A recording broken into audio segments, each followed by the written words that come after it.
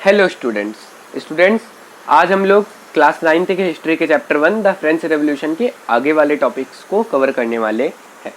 पिछले पार्ट में हमने ये देखा था कि कैसे थर्ड स्टेट में से एक ग्रुप आया मिडिल क्लास, जो कि अब एजुकेटेड भी था और वेल्दी भी था, और अब इनकी थिंकिंग थोड़ी सी अलग थी। ठीक है, अब ये इसके अगेंस्ट थे कि हमें जो फर्स्ट स्टेट सेकेंड स्टेट को पहले से प्रिविलेजेस दी जाती है वो नहीं देनी चाहिए। ठीक है, और बाकी थर्ड स्टेट के और भी जो लोग थे अब उनकी भी थिंकिंग चेंज हो रही थी, और इसमें फिलोसफर का भी बहुत इंपॉर्टेंट रोल था। अब यहाँ पे हम देखने वाले हैं द आउटब्रेक ऑफ रेवोल्यूशन, कैसे रेवोल्यूशन की स्टार्टिंग हुई। तो देखो बेसिकली यहाँ पे हुआ क्या था। जो लुइस 16 थे वो टैक्स बढ़ाना चाहते थे। टैक्स इसलिए बढ़ाना चाहते थे क्योंकि वहाँ पे क्या चल रहा था, फ्रांस में उस समय फाइनेंशियल इश्यूज चल रहे थे, क्योंकि राजा के पास जो ट्रेजरी थी वो एकदम क्या थी, एम्प्टी थी, और उसके अलावा एम्प्टी ट्रेजरी भी थी और इनके पास बहुत सारा डेप्थ भी चढ़ा हुआ था पहले से। ठीक है, तो स्टिल इनको कुछ ना कुछ तो चाहिए था, तो इन्होंने कहा कि हम टैक्स ही बढ़ा देते हैं। अब टैक्स अगर ये बढ़ाते तो सबसे ज़्यादा असर किस पे जाता, थर्ड स्टेट पे। ठीक है, तो इन्होंने क्या किया, फिर मीटिंग बुलाई। ठीक है, उस समय क्या होता था फ्रांस में 1789 के पहले कि अगर आपको कोई भी डिसीजन लेना है तो आपको पहले ईस्ट स्टेट्स जनरल की मीटिंग बुलानी पड़ेगी, उनसे डिस्कशन करना पड़ेगा, जिसमें जो भी फाइनल रिजल्ट आएगा आप उसी को फॉलो करोगे। तो इन्होंने ईस्ट स्टेट जनरल की मीटिंग बुलाई 5 मई 1789 को। ठीक है, लास्ट बार इससे पहले ये मीटिंग 1614 में बुलाई गई थी। अब इस मीटिंग में बेसिकली क्या होता था, 300 लोग फर्स्ट स्टेट से रहते थे, 300 लोग सेकेंड स्टेट से रहते थे, और 600 रिप्रेजेंटेटिव रहते थे थर्ड स्टेट से। ठीक है, अब ये लोग वो होते थे जो उस ग्रुप के सबसे ज़्यादा इंटेलिजेंट और वेल्दी पर्सन रहते थे। ठीक है, ये लोग अपने ईस्ट स्टेट को रिप्रेजेंट करने वहाँ पे आते थे। अब लेकिन जो पीजेंट से आर्टिशन और वुमेन थी थर्ड स्टेट की, ठीक है, ये लोग ने आने से तो मना कर दिया था, लेकिन इनकी जो डिमांड थी, ठीक है, इन्होंने अपने रिप्रेजेंटेटिव को लिख के दे दी थी। ठीक है, उसके अलावा देखें तो इस जो ये मीटिंग होती थी इसमें अब आपको लग रहा होगा यार फर्स्ट स्टेट में 300 है, सेकंड में 300 है, थर्ड में 600 है। ठीक है, मतलब यहाँ पे सही है, राजा ने जो मीटिंग का ये रूल बनाया है वो सही है, लेकिन नहीं, यहाँ पे भले 600 लोग थे थर्ड स्टेट में, लेकिन जो वोटिंग का अधिकार था वो सबको एक ही एक था। फर्स्ट स्टेट भी 1 वोट कर सकता था, सेकंड स्टेट भी 1 वोट कर सकता था, और थर्ड स्टेट भी 1 ही वोट कर सकता था। तो ये तो बहुत गलत था इनके साथ, क्योंकि जो भी बात फर्स्ट और सेकंड स्टेट को मनवानी होती थी वो दोनों मिलके वोट कर देते थे।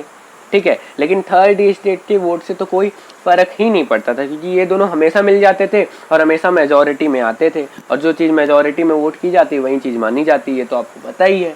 ठीक है, लेकिन अब की बार थर्ड स्टेट इसको मानने वाला नहीं था, क्योंकि अब इन लोग की थिंकिंग चेंज हो चुकी थी। ठीक है, तो इन्होंने क्या किया फिर, but members of third state wanted equal voting.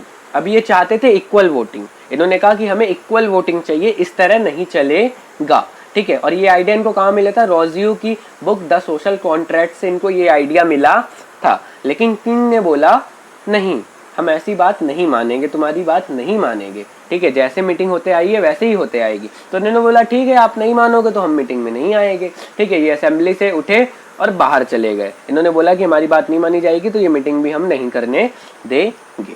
ठीक है, अब इसके बाद क्या हुआ, 20 जून को एक टेनिस कोर्ट में, ठीक है, एक टेनिस कोर्ट था वर्सेलेज में। ठीक है, वहाँ पे थर्ड स्टेट के लोग इकट्ठा हो गए। ठीक है, और इन्होंने वहाँ पे एक नेशनल असेंबली, एक ग्रुप बनाया जिसको इन्होंने नाम दिया नेशनल असेंबली, और इन्होंने वहाँ पे डिसाइड किया कि अब हम एक न्यू कॉन्स्टिट्यूशन बनाएगी जिसको राजा को मानना पड़ेगा। फ्रांस के लिए एक न्यू कॉन्स्टिट्यूशन बनेगा जो इस तरह बनेगा जिसमें लोगों की भी जरूरत पूरी हो। अब इन्होंने एक नया कॉन्स्टिट्यूशन बनाने की ठानी, और ये भी ठाना कि जब तक हमारा नया कॉन्स्टिट्यूशन नहीं बनेगा तब तक हम यहाँ से छोड़ के नहीं जाएंगे। अब इसमें मिरेबियो और एबिसियस ये 2 लोग थे जिन्होंने थर्ड स्टेट को सपोर्ट किया, इंस्टेड ऑफ ये लोग फर्स्ट और सेकेंड स्टेट से थे। अब मिरेबियो कौन थे, ये एक नोबल फैमिली से बिलोंग करते थे बेसिकली। ठीक है, लेकिन इनका मानना था कि जो थर्ड स्टेट के साथ चीज़ें हो रही है वो गलत है, तो इसलिए ये आए थे थर्ड स्टेट को सपोर्ट करने के लिए। और एबीसीएस ये एक प्रिस्ट थे चर्च में, लेकिन इन्होंने एक पैम्पलेट लिखा था व्हाट इज थर्ड स्टेट, और इन्होंने इसमें थर्ड स्टेट की तारीफ की थी, तो ये भी थर्ड स्टेट के सपोर्टर थे। अब इसके बाद while the national assembly was busy of Versailles court, there was a turmoil in France. अब नेशनल असेंबली तो पूरी वहाँ वर्सेल के कोर्ट पे बिजी थी, क्या बनाने में, वहाँ का फ्रांस का कॉन्स्टिट्यूशन बनाने में, लेकिन फ्रांस में उसमें टर्मोइल मतलब बोल सकते हैं बहुत उथल पुथल चल रही थी, चीज़ें बहुत ख़राब थी, कंडीशन बहुत ख़राब हो रखी थी, ठीक है। उसके अलावा वहाँ पे क्या था उस समय, हार्श विंटर, मतलब वेदर बहुत अजीब सा आया, ठीक है। और अजीब सा आने, हार्श विंटर मतलब ठंडी, अजीब बहुत ज़्यादा ठंडी पड़ी, ठीक है। इसकी वजह से वहाँ पे क्या हुआ, बैड हार्वेस्ट, मतलब जो प्रोडक्शन हुआ खेती में वो बहुत कम हुआ, और इसकी वजह से वहाँ पे आ गया सब्सिस्टेंस क्राइसिस हमने पिछली वीडियोज़ में समझ चुके हैं, ठीक है। इसमें क्या होता था बेसिकली कि पॉपुलेशन ज़्यादा थी लेकिन डिमांड भी ज़्यादा थी, लेकिन जो सप्लाई होती थी वो कम रहती थी, और इसकी वजह से क्या आता था, महंगाई आती थी। जो बड़े बड़े लोग थे वो तो खरीद के सामान ले लेते थे, लेकिन जो थर्ड स्टेट के गरीब लोग थे उनको अनाज, जो चीज़ उनको चाहिए थी जैसे ब्रेड, ये सब नहीं मिल पा रही थी, ठीक है। तो इसकी वजह से आ गया सब्सिस्टेंस क्राइसिस, ठीक है। अब सब्सिस्टेंस क्राइसिस आ गई तो जो वुमेन्स थी थर्ड स्टेट की, वो सब दुकान वालों से जाके लड़ाई वगैरह, मतलब वहाँ पे थोड़ा सा गर्मा गर्मी हो गई थी फ्रांस में, ठीक है। तो जब इस सिचुएशन को observing the situation, king had send his troops into Paris, event of 14 जुलाई 1789।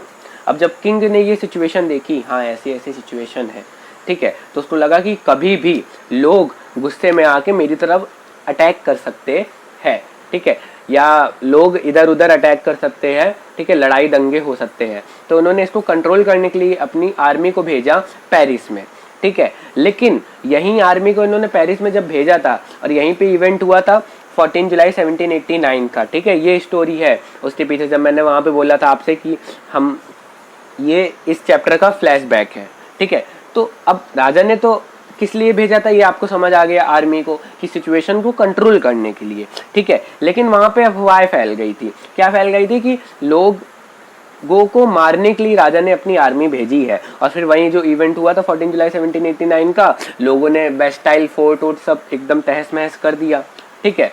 अब इसके बाद क्या हुआ, अब देखो उस समय थर्ड स्टेट में बहुत सारे रूमर्स फैल रहे थे, ठीक है, मतलब दिन ब दिन रूमर्स फैलते जा रहे थे और उसके पीछे दंगे होते जा रहे थे।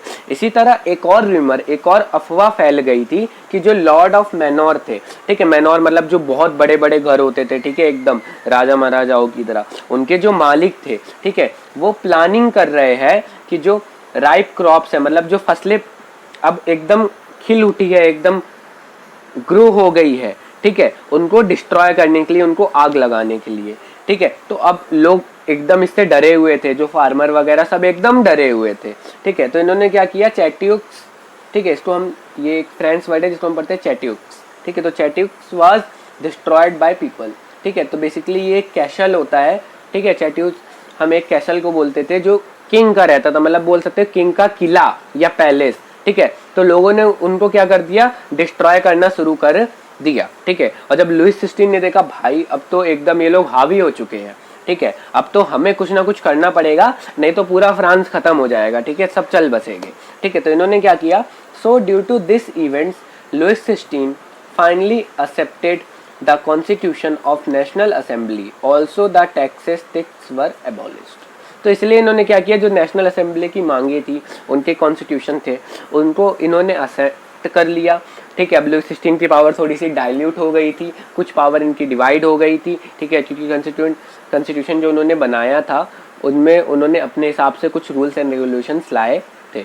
और जो टैक्सेस थे वो भी फिर थर्ड स्टेट वाले बोलने लगे कि इसको ख़त्म करो ख़त्म करो ख़त्म करो, और वो टैक्सेस भी फिर ख़त्म हो गए, और इसलिए अब फ्रांस पे और ज़्यादा डेप्थ हो गया था। अब नेक्स्ट चैप्टर में हम पढ़ेगी कि ऐसे फिर फ्रांस में कॉन्स्टिट्यूशनल मोनार्ची आई, ठीक है।